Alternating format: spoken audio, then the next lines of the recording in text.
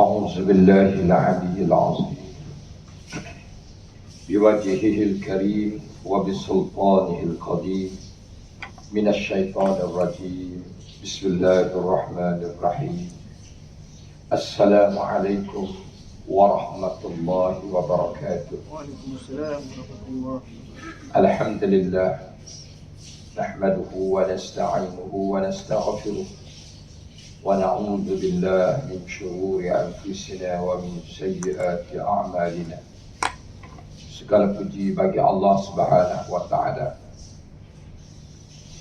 Marilah sama-sama kita memanjatkan pujian kepada Allah.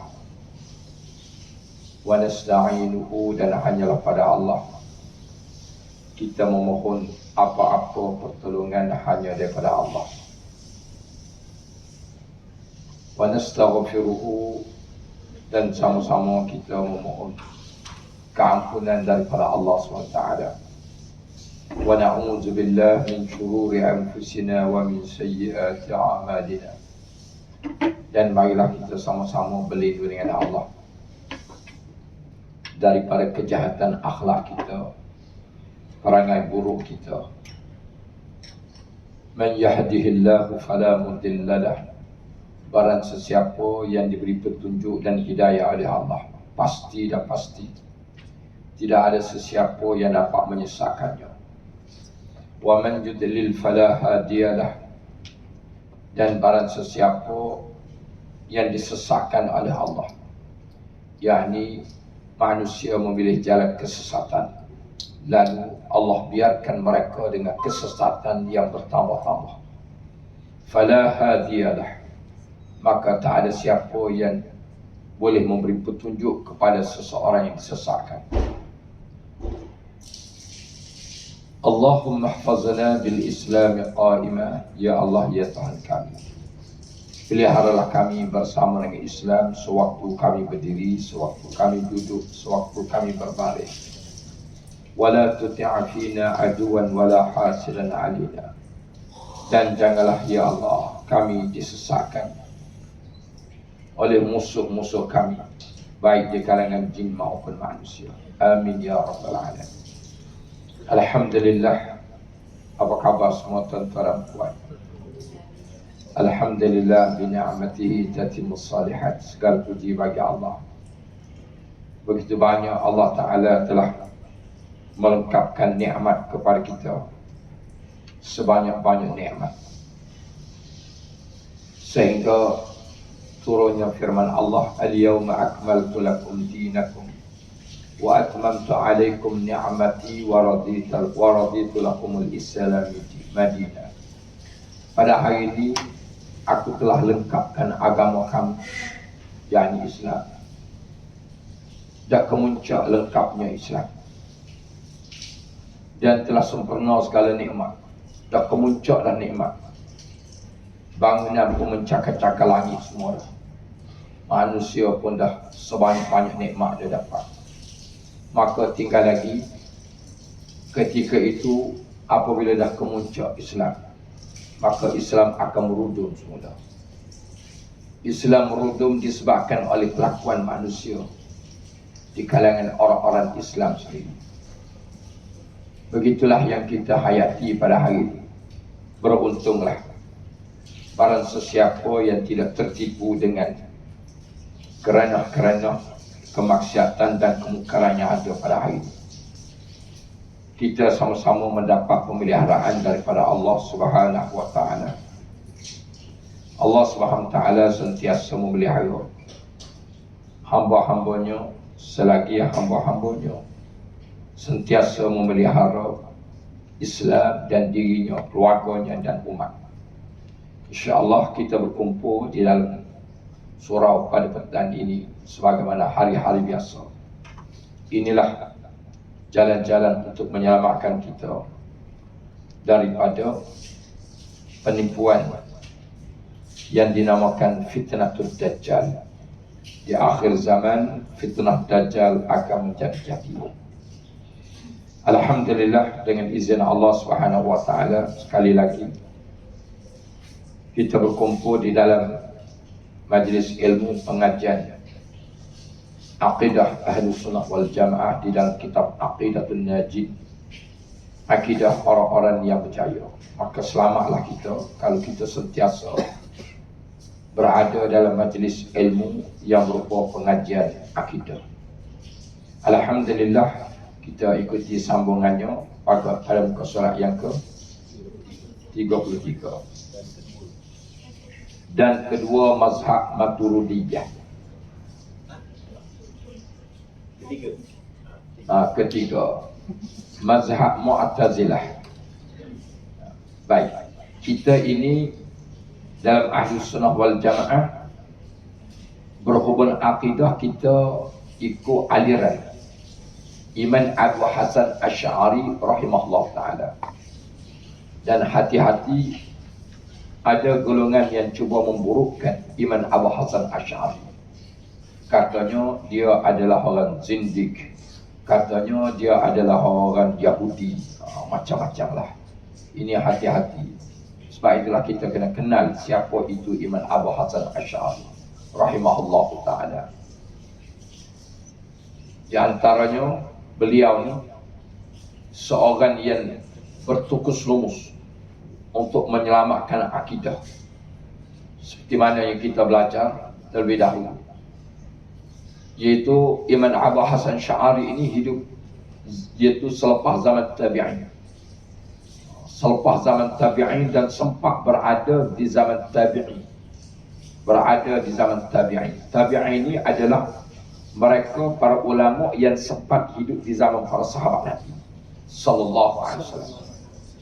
Jadi sesiapa di kalangan para ulama yang sempat hidup di zaman para sahabat dinamakan tabi'. Dan golongan tabi' ini para ulama yang tabi' ini yang bersama dengan sahabat, maka sekiranya dia dipanjangkan umur.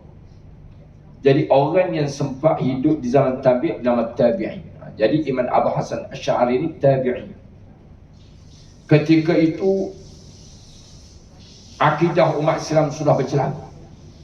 Yang tidak belajar, yang tidak mengikuti pengajian-pengajian. Macam sekarang lah. Kita pun tidak sangka apabila seseorang dia kata apa salahnya kalau kita tidak setuju dengan mahkamah syar'i di Malaysia. Apa salahnya? Tengok dia boleh cakap. Dia kata mahkamah syar'i di Malaysia ni bukan undang-undang Islam lagi. Betul. Waktu saya bahagian pendakwaan dan penguatkuasaan dan pendakwaan syar'i di wilayah Persekutuan Duri di Jawi, kita hari ini pepatah Melayu kata, kalau tak dapat rotan, akar pun jadilah. Jadi begitulah kita. Dan kita sentiasa kena upgrade tingkat-tingkat lagi. Jadi tiba-tiba datang golongan yang cuba terus cantas. Ini sangat memberi kesan ya. Sangat memberi kesan. Dalam hal ini, dia satu hari nanti kita bimbang. Kalau berjaya manusia ni yang merobohkan institusi agama kita, baru orang kata nak tumbuh, baru tumbuh sikit baru. Bukan pokok lagi, baru tumbuh sikit baru. Jadi dah nak dicantas lah. Inilah perancangan musuh-musuh Islam. Maka begitulah berlaku di zaman Imam Abu Hasan Asy'ari. Ketika mana la'ilah fahaman ada yang ekstrim yang melampau, dan ada fahaman yang kita tak boleh, iaitu cuba menhayati, mendalami apa-apa perintah dan larangan Allah. Dalam arti kata, tidak ada ta'zir, tidak ada keringanan. Tidak ada keringan. Kalau hukuman bunuh. Tidak ada ta'zir. Sedangkan ta'zir ini diberi keringan. Ada beberapa perkara yang meringankan. Itu dalam fiqh. Manakala dalam akidah ni pula, ketika itu ada golongan yang dinamakan golongan Jabariyah, mazhab Jabariyah, yang mungkin saya dah sentuh. Mazhab Jabariyah ni iaitu dia tidak ada ikhtiar, tidak ada usaha. Apa keputusan Allah, kalau Allah sudah takdirkan kita ni sakit, jangan berubat. Jadi Imam Abu Hasan Asy'ari ni dia tak kenal cara begini. Dan bangkit pula golongan Mu'tazilah. Kita akan jumpa ni golongan Mu'tazilah. Maturidiyah ni sebelum ni dia berasing dengan mazhab Asy'ariyah. Betapa orang dulu susahnya nak bersatu ni, ya Allah, tentangan hebat. Macam kita hari ni nak satu orang Islam ni, ya Allah, sangat rumit. Subhanallah. Orang dulu macam tu juga. Hari ni kita nak menyatukan ulama ni, padahal dalam arti kata nak menyatukan pendapat, walaupun perbezaan pendapat, tetapi bersetuju atas meraihkan pendapat. Itulah cukup lah. Kita belajar ilmu ni, kita nak, walaupun dia tidak sependapat dengan kita, tetapi kita meraihkan pendapat dia. Kita ada isteri kita orang perempuan. Kita ada suami lelaki. Tak sama apa ni. Pakaian pun tak sama, fizikal pun tak sama. Tetapi kenapa kita boleh hidup bersuami isteri? Sebab apa? Masing-masing meraihkan. Jadi kita nak hidup begitu juga. Maka dalam bab ini, Jabariyah ni satu mazhab yang tak boleh usaha. Sebab Allah Ta'ala dia kata, Allah sudah berfirman dalam Quran, wa in yamsaskallahu bidurrin fala kashifa lahu illa hu wa in yuridka bi khairin fala radda al-fadl. Sekiranya Allah dah tetap apa-apa kemudaratan, maka jangan ubah. Kalau sakit buat sampai mati. Pernah juga tuan-tuan macam ni, dia di seluruh Afrika. Seluruh Afrika dia ada lagi mazhab Jabariyah, Islam tapi mazhab Jabariyah. Dia kata tak apa, Allah sudah takdir dah kita sakit, jangan diusaha. Kalau Allah takdir kita miskin lah.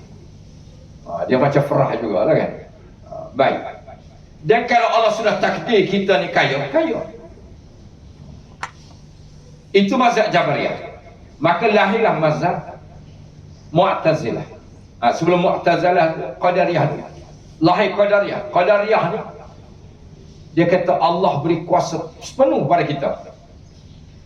Kitalah kuasa dalam menentukan untung, rugi, sihat, sakit, jaya, gagal kita. Sekali pandang, betul juga macam tu. Sekarang pun wujudlah mazhab Qadariyah ni, fahaman Qadariyah. Kalau di Malaysia ni Qadiani. Pernah dengar Qadiani? Qadiani kata kalau kita pergi Kampung Nahoda, dulu pernah saya bersiasat. Qadiani. Orang Qadiani ni kaya dia orang. Sebab apa dia kata? Dia kata sebab Ahlussunnah wal Jamaah ni,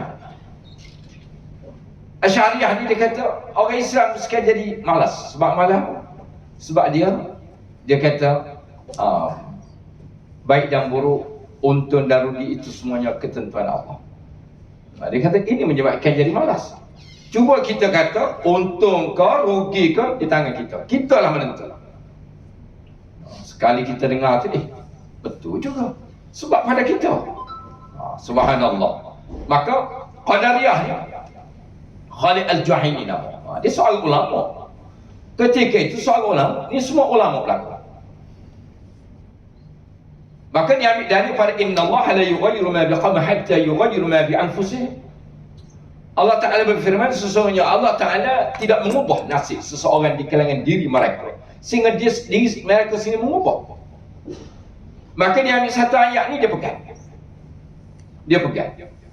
Jadi katakanlah dia buat satu perniagaan, untung kita yang menentukan untung, bukan daripada Allah. Kan tahu, ini yang salahnya. Dia bertentangan dengan firman Allah Ta'ala, wa kana Allahu ala kulli syai'in muqtadira, dan Allah menguasai segala ketentuan.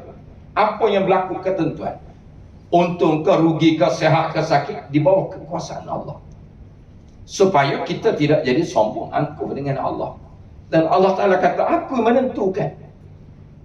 Walaupun aku juga perintah kamu usaha, tapi yang menentukan adalah aku. Supaya kita ni sentiasa bergantung dan berkait rapat dengan Allah Subhanahu Wa Ta'ala. Ini akidah Ahlussunnah wal Jamaah. Qadariyah, dia kata kuasa pada kita semua, maka dia terkeluar pada Ahlussunnah wal Jamaah. Jadi fahaman ini masih lagi ada dalam masyarakat kita hari ini, masih lagi ada. Maka lain pula Mu'tazilah. Mu'tazilah ni dia tak berkenaan dengan Qadariyah. Mu'tazilah kata yang baik daripada Allah, yang buruk kita sendiri. Kadang-kadang kita keliru juga. Seseorang tu bercakap,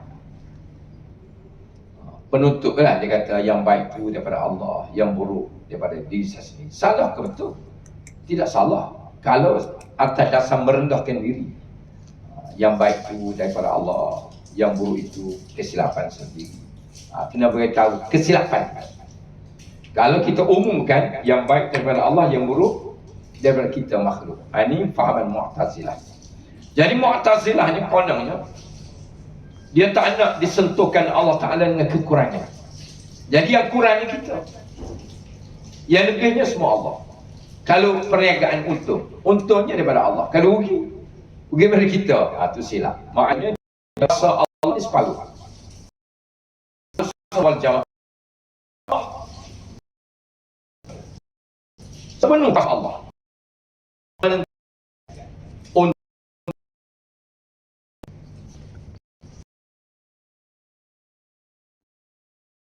Allah mana-mana nak bagi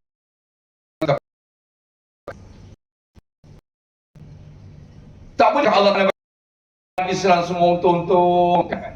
Kali Palestin Hamas menang je, awak sudah ambil ilmu Allah, awak sudah ambil kehendak Allah, awak ambil kehendak Allah letak pada awak. Itu salah. Kehendak Allah tidak menyamai segala kehendak makhluk. Tak sama. Perasaan Allah tak sama dengan perasaan makhluk. Ilmu Allah, pengetahuan Allah tak sama dengan makhluk. Kita nak tahu, kita kena belajar. Apa-apa yang kita nak tahu, kita kena cari sumber untuk tahu. Carilah sumber. Allah Ta'ala perlu pada sumber? Tak perlu. Allah tidak perlu kepada kena pergi cari tahu, pergi dapat sesuatu itu, pengetahuan baru dapat tahu. Tak, Allah tak perlu. Kita sebelum berlaku, kita tidak tahu. Dia panggil ramalan kan. Katalah sekarang cuaca, kita tak tahu apa nak berlaku besok. Apa nak berlaku besok, kita tidak tahu. Tapi Allah sudah tahu. Allah SWT sudah tahu. Adakah Allah Ta'ala tahu dengan melihat?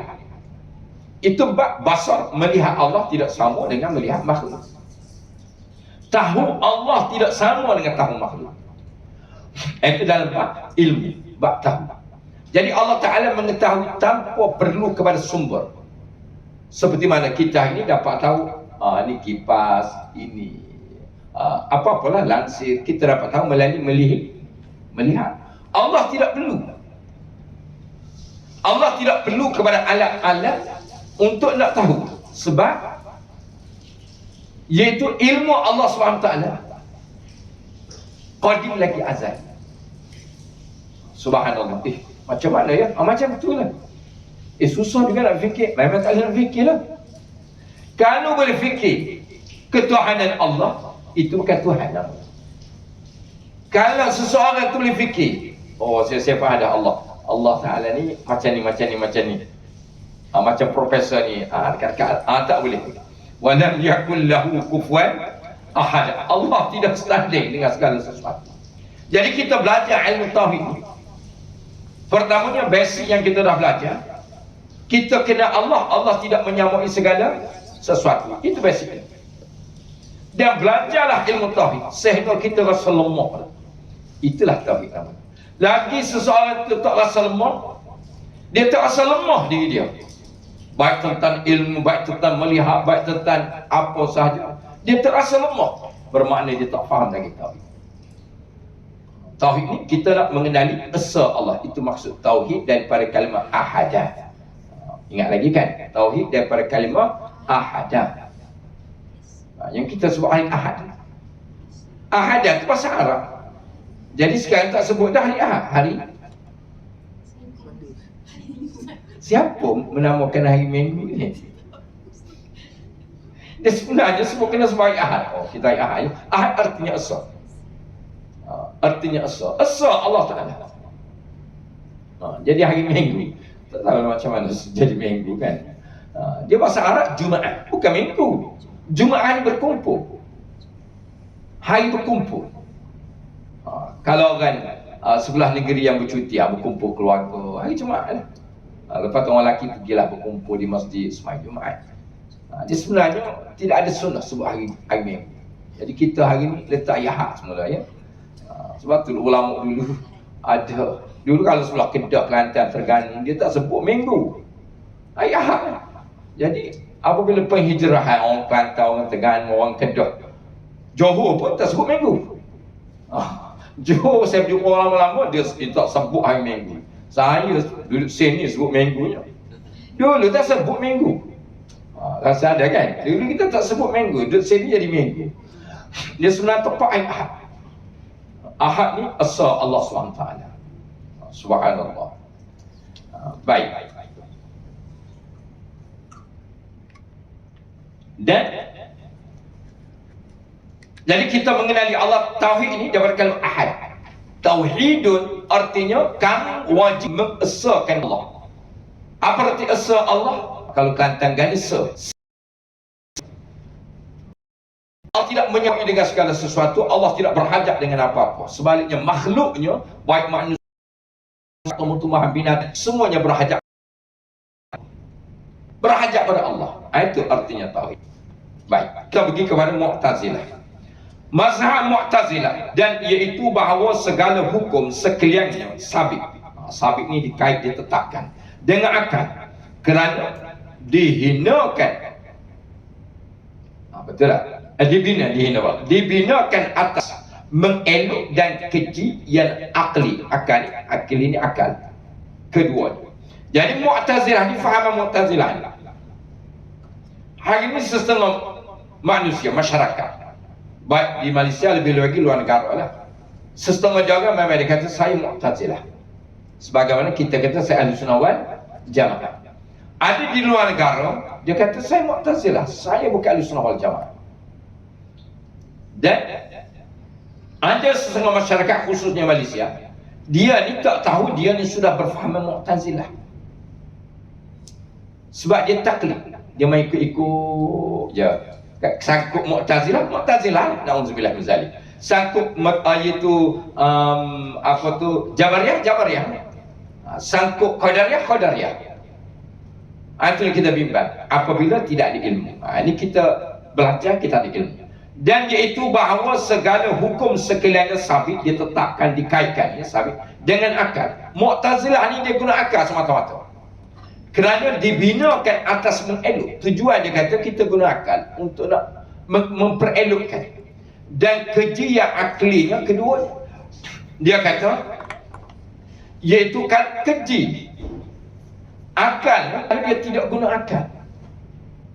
Macam mana yang dikatakan Mu'tazilah guna akal? Satu ketika Quran ni Kemal Atatürk, Presiden Turki dulu kan, dia kata Quran jangan dibaca bahasa Arab. Dia guna akal. Sebab apa dia kata? Kenapa kita nak guna bahasa Arab? Sedangkan kita ni bahasa Turki. Begitu juga satu ketika dulu di Malaysia. Seorang Perdana Menteri, dia kata kita ubah Quran ni buat dalam bahasa Malaysia. Alhamdulillah kita ada mufti, kita ada ulama. Terus mufti hantar buat bantahan. Jadi Perdana Menteri ni faham. Tak apalah, ada orang bantah, orang bagi nasihat. Sebab Mu'tazilah ni dia fikir Islam ni termasuk Quran dengan akal. Maka dia fikir dengan akal. Maka pernah yang saya cerita dulu, saya buat tangkapan satu ajaran dulu di Kuala Lumpur ni. Dia sembahyang, dia baca bahasa Melayu kan? Ingat tu kan? Dia panggil ajaran tarekat globalisasi. Isteri dia berapa ya? 15 orang isteri dia. Dia ofis dia di Seri Rampai. Dia salat baca Fatihah dengan nama ya Allah Maha Besar, dengan nama Allah yang amat pemurah lagi amat pengasihani, segala puji bagi Allah, semua bahasa Melayu. Lepas tu anak murid di belakang makmum, benar, amin itu benar. Kita lepas dia salat, kita tanya kenapa? Dia kata Allah bagi kita bahasa. Kenapa kita tak guna bahasa kita? Saya lebih khusyuk guna bahasa Melayu daripada bahasa Arab. Dia guna apa? Akal. Dia guna akal. Dia guna akal. Jadi kalau orang tak belajar, betul juga. Apa salahnya? Kenapa ulama hukum syarak diwajibkan kita kena baca bahasa Arab?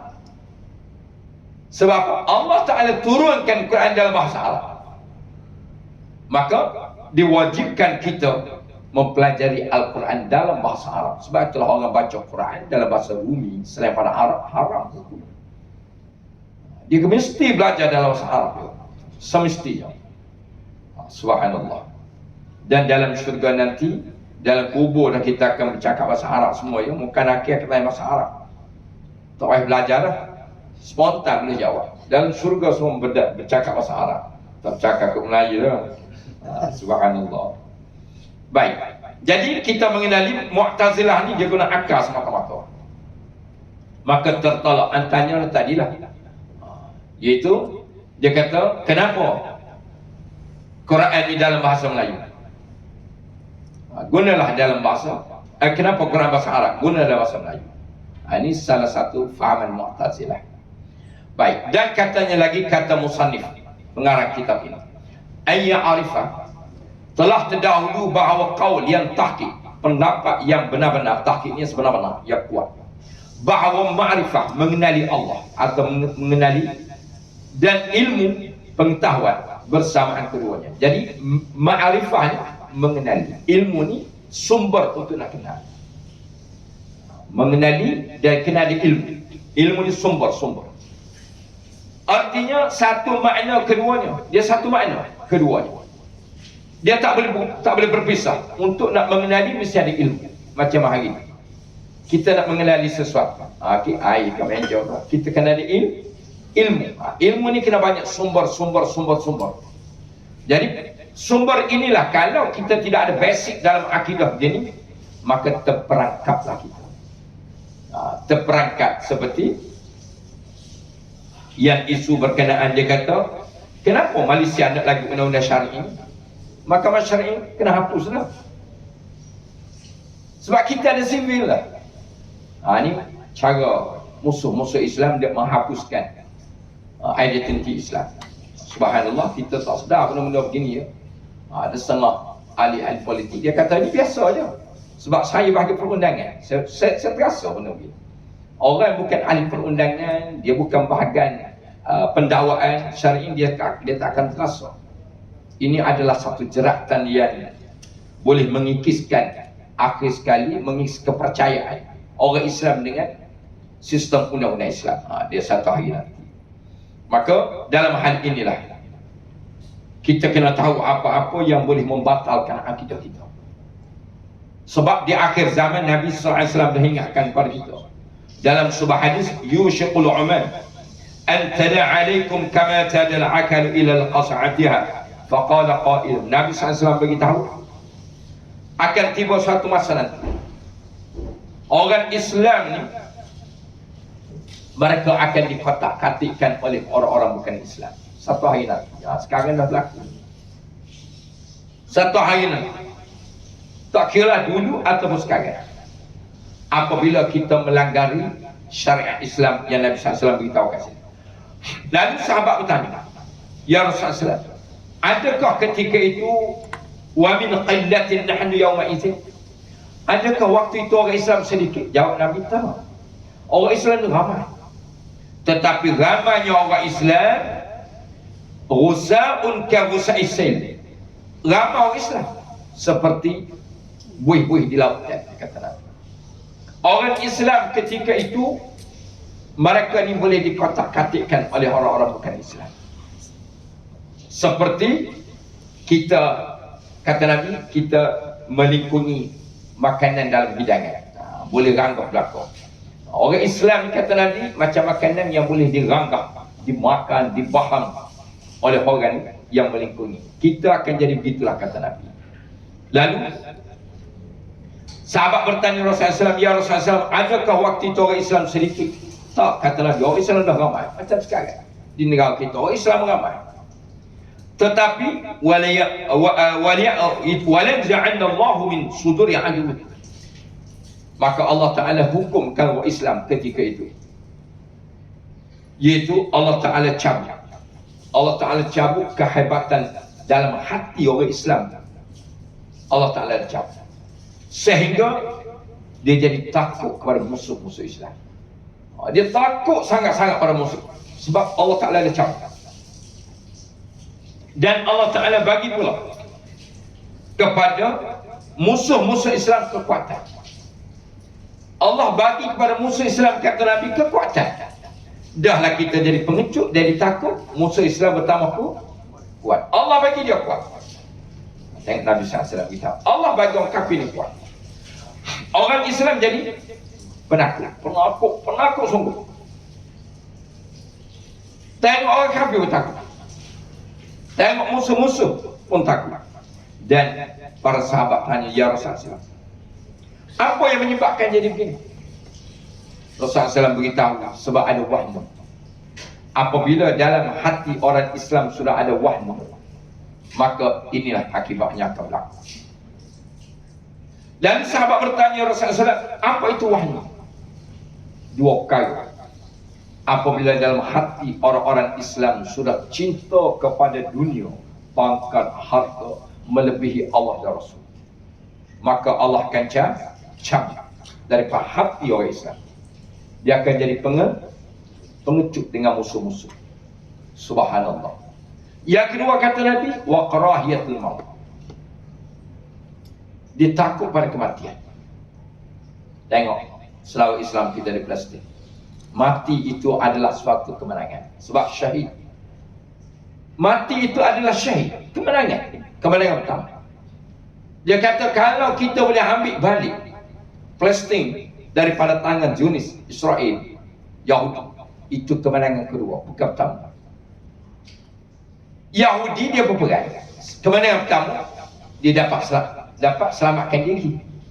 Kita tahu kematian itu adalah kemenangan pertama. Sebab nak dapat syahidnya susah. Susah memang. Ada kawan-kawan saya waktu pergi berperang di Soviet dulu kan, sebelum Rusia hancur, memang kena bom. Dia kata tak terasa apa-apa, macam spring pump. Kena tembak peluru penuh dalam jaket ni. Dia orang Malaysia dulu, pelajar-pelajar belajar di Pakistan. Dia kena tahun 80-an, dia kena pergi berperang. Sebagai riadah dia kena berperang dengan Soviet. Dia kata susah nak mati. Nak mati syahid susah. Kena tembak bom, kena giri, kata kebab. Bang macam spring gitu. Dia kata hairan, susah nak mati syahid. Subhanallah. Allahu Akbar. Inilah kita tengok akhlak orang Palestin. Sehingga hari ini jutaan manusia di dunia, Eropah dan Barat masuk Islam. Bahkan rakyat Israel sendiri masuk Islam.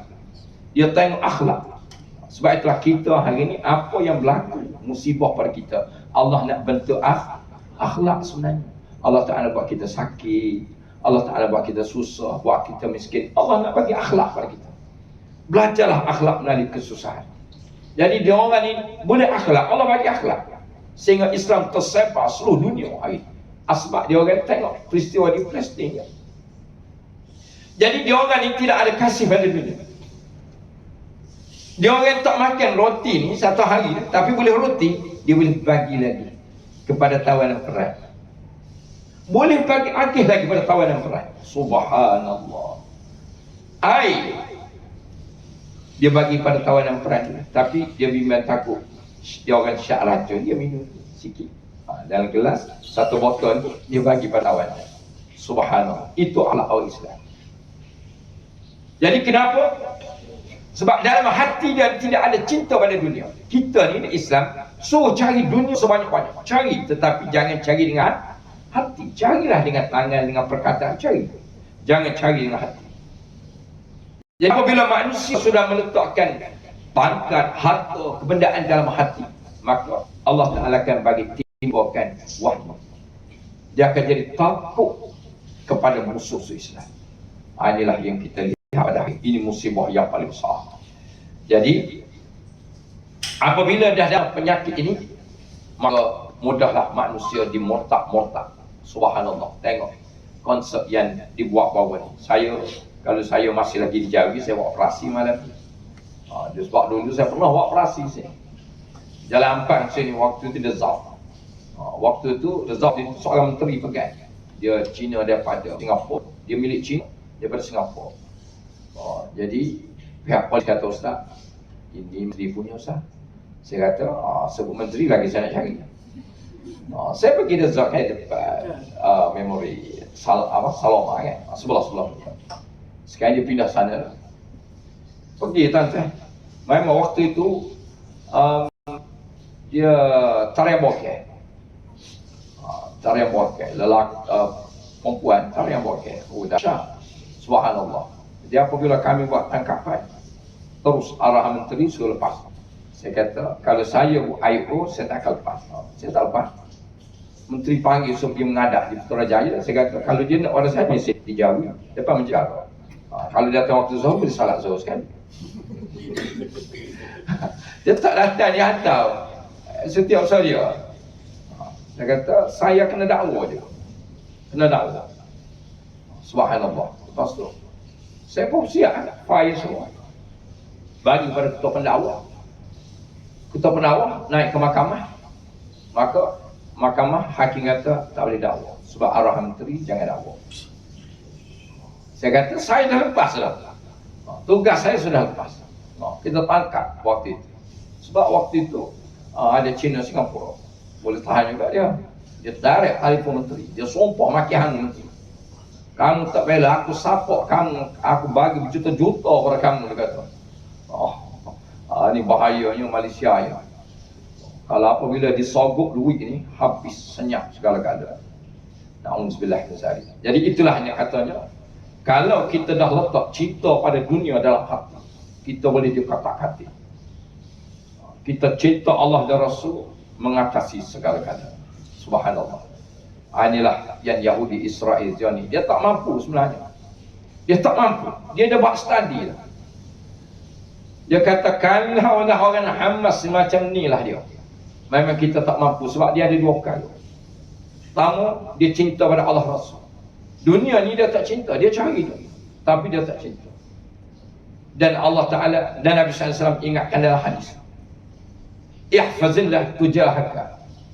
Tajiduhu tujahaka. Jagalah perintah dan larangan Allah. Jaga sungguh-sungguh Allah dan Rasul. Dia nescaya Allah sentiasa memberi pertolongan kepada kamu di hadapan kamu. Ada pertolongan pada Allah. Allah tolong. Subhanallah. Allah tolong. Siapa sangka tuan-tuan? Memang Israel pun tak sangka. Senjata yang ada pada Hamas ni. Oleh Hamas berapa orang baru syahid. Dah. Mati berapa orang baru. Sehingga Perancis, British, Amerika apa semua kata, kalau perang sekali memang kalah. Israel akan kalah. Subhanallah. Terowon dia orang buat terowon. Dia teknologi pada Korea Utara. Kota Bayar, kota Sapa. Terowon dia ni bawah laut. Bawah laut ni terowon. Sebab teknologi Korea ni, terowon dia boleh tahan. Sebab negara nuklear ni semua dia akan cari untuk menyelamatkan. Kena cari terowon. Subhanallah. Dan dia kata, Hamas kata, kita dah sampai dah trauma kita ke istana Bentayu. Apa? Bentayu. Kita dah sampai dah. Siap pergi letak bunga dah. Dah letak bunga dah. Terkejut Bentayu, lari Bentayu. Tapi kita tak nak ambil dia lagi. Subhanallah. Tetapi Islam tu begitu sekali. Bukan kita niat untuk nak bunuh orang tu. Kita nak bawa semua manusia ni beriman pada Allah. Tu je. Alhamdulillah, itulah akhlak-akhlak yang baik. Dan kita hari ini, apabila kita diserang hendap oleh fahaman-fahaman yang terkuat dari Ahlussunnah wal Jamaah, kita kena banyak baca zikir-zikir, antaranya yang hadis kita bicara pada kuliah yang lalu. Dunia ini akan berada dalam kehancuran dalam masa 3 tahun ketika berlaku peperangan Al-Malhamah. 3 tahun tuan-tuan ya. Dia bermula, kata Nabi SAW, bermula daripada peperangan Palestin. Bermula 2 tempat, kata Nabi. Kalau kamu berjumpa keadaan 2 tempat ini, Palestin, Baitul Maqdis sudah menjadi perebutan antara Islam dan Yahudi. Yang kedua, kamu akan dapati kharabu Yasrib. Madinah sudah dicemari dengan maksiat. Sekarang Madinah, hotel-hotel dah ada arak, minuman keras. Lelaki perempuan boleh masuk dengan bebas. Kita pergi Madinah sekarang, wanita-wanita Yahudi ke boleh berlegar lah sekarang. Perempuan orang Islam tak pakai tudung pun boleh. Macam Malaysia, macam KL. Tak ada apa-apa dah. Rasulullah kata Madinah sudah jadi macam ni, kamu bersedia dah. Maka akan berlaku satu peperangan Al-Malhamah. Peperangan Al-Malhamah ni 3 tahun. Dunia akan kemarau dan ramai akan mati kebuluran. Fadatun bitul khadra, kata Nabi. Kamu tak akan jumpa walaupun selai rumput tak akan tumbuh. Sebab waktu itu Allah tahan semua hujan. Dan bumi tak akan makan hasil. Dan manusia akan mati kebuluran. Mati berperang lah. Mati kebuluran dunia. Dan yang paling ramai sekali mati adalah orang Islam. Nabi SAW ingatkan. Iaitu 1/3 dia mati ke syurga. Sebab dia mati dan beriman. 1/3 lagi dia mati dan kekufuran. Dia boleh pertikah Allah, mati tak sembahyang, mati melanggar syariat Allah. Dan 1/3 lagi umat Islam kekal selepas peperangan Malhamah. Jadi kalau umat Islam hari ini ada berapa? Lebih kurang 2 bilion kan? Manusia ada 8 bilion, contoh dah, lebih kurang 8 bilion. Umat Islam 2 bilion, 1.8 atau 2 bilion. Kalau 1/3 bagi 3 lah. Umat Islam yang lain mati belakang. Sebab dia tak boleh hidup di zaman Imam Mahdi. Sebab apabila muncul Imam Mahdi, mereka ini akan menjadi penentang tegar Imam Mahdi. Dan apabila Imam Mahdi keluar, kata Nabi SAW, Dajjal akan keluar. Dajjal keluar ketika itu, ramai akan menjadi pengikut Dajjal. Siapa yang paling ramai menjadi pengikut Dajjal? Mereka yang hidup dengan kelalaian sekarang. Sehingga Nabi SAW sabda, ta'anilah isteri dan anak dan perempuan kamu, supaya jangan keluar pada rumah. Waktu itu ramai wanita terperangkap dengan Dajjal. Allahu Akbar. Kita tengok konser apa, Coldplay apa? Coldplay ya. Tengok tuan-tuan, 70-80 ribu. Allahu Akbar. Sehingga boleh terpengaruh orang dah sembahyang ni. Bagus dia sembahyang. Dia tengok macam di judah. Judah macam tu. Perempuan-perempuan, lelaki sembahyang nak tengok konser. Konser LGBT berlaku ni tuan-tuan. Ni alhamdulillah sebab mufti wilayah bantah, kita bantah. Sebenarnya program dia, saya dimaklumkan oleh beberapa SP, program dia sebenarnya dahsyat lagi ada. Dia ada dahsyat, ciuman bercium-cium di atas pentang ada. Tapi awal-awal kita bantah. Maka banyak dia program dia tak buat. Dia ada waktu bercium sesama lelaki. Ini dahsyat ya, na'udzubillah min zalik. Jadi kita hari ini tuan-tuan, Nabi SAW bersabda ada hadis sebagai penutup, apabila man ra'a minkum munkara, apabila kamu tengok kemungkaran berlaku, cegah dengan tangan kamu. Apa yang kita boleh mampu, buatlah. Dengan handset pun buatlah tuan-tuan, cegah. Kalau kamu tak mampu juga dengan kuasa, kamu dengan perkataan, boleh ceramah kita tak apa dah tuan-tuan. Kalau tak mampu juga dengan hati, benci. Kalau kita tidak benci kemaksiatan, kalau muncul Dajjal, mereka itulah akan menjadi pengikut tegar Dajjal.